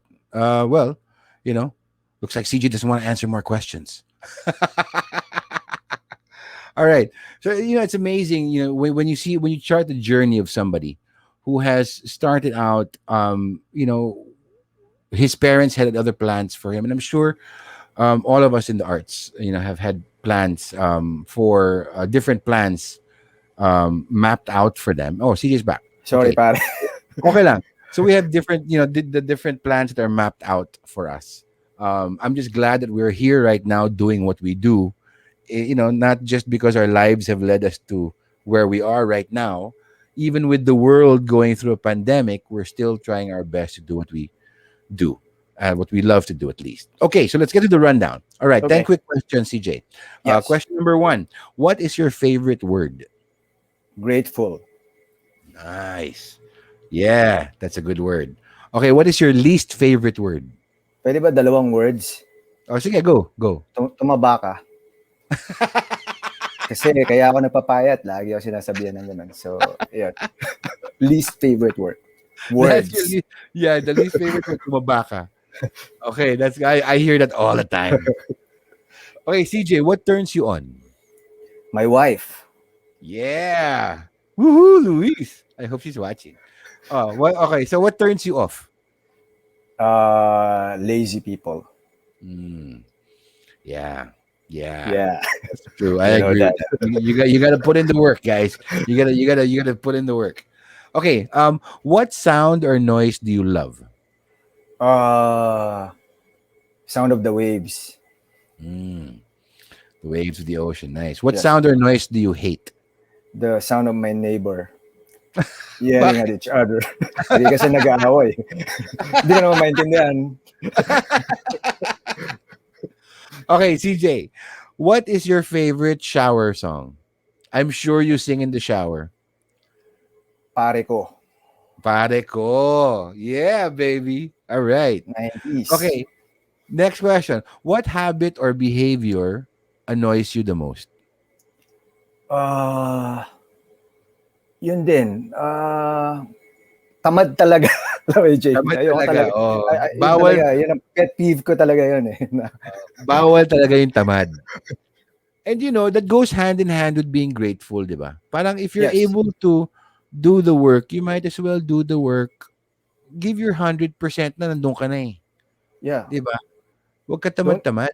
don't cheat. Kumbaga kasi Yeah. yung nangyayari, yung iba kasi parang dinadaya nila but they're not giving their 100% naman yan. Tapos, yun. So you always gotta bawal tamad. You always have to give 100%, guys. Okay. Okay. So question number 9. If you could collaborate with any artist, living or dead, past or present, who would that be? Isa lang ba? Oh, you can name as many as you want. Okay. Steven Sondheim, Boy, Jason Robert Brown, and boy. hopefully, crossing fingers, Lin-Manuel Miranda. Yun. Yun. Wow, I'm sure if you're going to be collaborating with them, nakakailang palit ka ng t-shirt niyan. Kasi Ah, pawis na pawis ka nun. Baka hindi na. Wala si Bobby sa room eh. Okay, question number 10. When you get to heaven, and that's going to be a long time pa for now, but when you Yes. do get to heaven, what do you want God to say to you? That that I did well and that na sana hindi ako masyadong naging hard sa sarili ko Alam mo yan? And that you can rest well now. Nice. Good. Oh, parang that's always the validation we need. Good job. Good job. Yeah. Ako probably, if I ever do get to heaven and God sees me, he's probably gonna ask me, Jamie, are you sure you're Smack it. here? Probably smack. Hindi, sasabihin ni God, sandali, double check ko lang yung listahan eh. Kasi hindi ako sigurado kung dapat dito ka eh. Dito ka lumanding eh. Okay, CJ, one for the road. Okay. Yeah. What words of wisdom or advice would you give to anyone starting out in the arts or in music? Well, of course, do your assignment. Kasi yung mga directors, for example, kasi musical theater naman yung background ko dyan, di ba? They are expecting a lot from you. And I'm going to talk about, if you're starting out as a musician or a music director, you need to put in the work. You need to practice. A lot of us just sight read during rehearsals. And guilty din ako dyan nung medyo bata-bata ako kasi klasisista ka, marunong kang magbasa. So hindi na magpa-practice. But then, of course, once you meet someone, for example, like Bobby or Man, who will demand a lot from you, sa'yo, then you need to be ready and prepared. Don't be late. Of course, be collaborative. You need to be open-minded.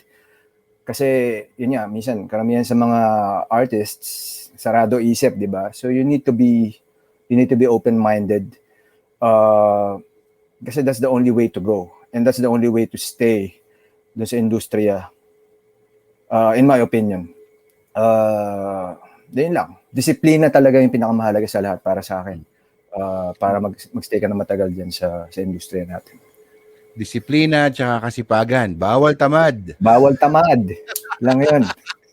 All right. So CJ, so right now you are musical director of Hong Kong Disneyland. Do you have any plans of perhaps writing another original musical? For Disney, for the company, you mean? Just for you, just for your own personal. If you were to write a new original musical, what would it be about? Actually, may sinulat kaming 2 musicals na hindi pa napapalabas eh. Kay Floyd. Pero naghahanap pa yun ng opportunity kung kailan siya ipapalabas. Sabi ni Gold, may comment si Gold. Sasabihin ni God kay CJ, hoy, asan na yung musical para sa heaven? Ayan. Yan. Siyempre, rock musical yun, for sure. Diba? Ayan. At kung umabot ako sa langit, doon ako lalanding. Yes. Sa rock part ng langit. Ako yung aabot sa'yo. Kung nandun din ako. Kung nandun ako. Kung umabot pa ako doon. Baka hindi. So you have 2 new musicals, 2 original musicals that are just in the wings waiting to happen. Yes. Well, actually, it was commissioned, but hindi pa siya natuloy. Yun lang yun. Ano yan? Yung panalo yung director, tapos si Flo yung writer, pero hindi pa namin siya napapalabas. Just waiting for the opportunity. Pero very relevant yung yung topic nung show na yun. It's about Hong Kong. Basta, yung mga nangyari dito in the past before the pandemic, nandun yun. Yun nga lang, hindi pa siya napapalabas. Wala pang date. Well, soon, when the world gets back to some sort of normal and live shows can happen again, I'm really looking forward to hearing more original music from you. And if that doesn't happen soon enough, if I can travel, we're gonna come visit you there, bro.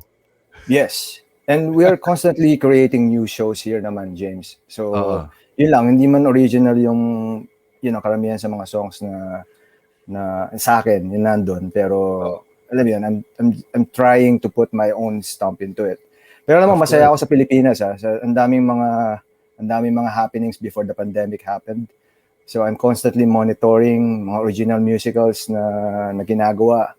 Nakakamiss eh. Alam mo yun, ang saya-saya nyo dyan eh. And I'm praying that, after all of this, makabalik tayo doon sa estado na yun. Kasi, syempre, yung all-out support ko sa lahat ng mga kapatid natin dyan sa industriya, kahit malayo ako, nandun pa rin. Yes. And no matter how far you are, we're also fully supporting you because we love you, brother. So thank you. I love you, man. Thank you, CJ. Thank you for making the time.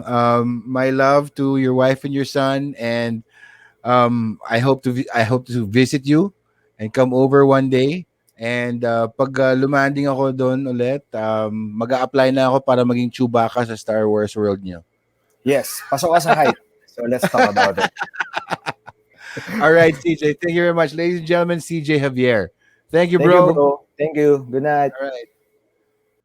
All right. It was fantastic talking to somebody who's like, abroad.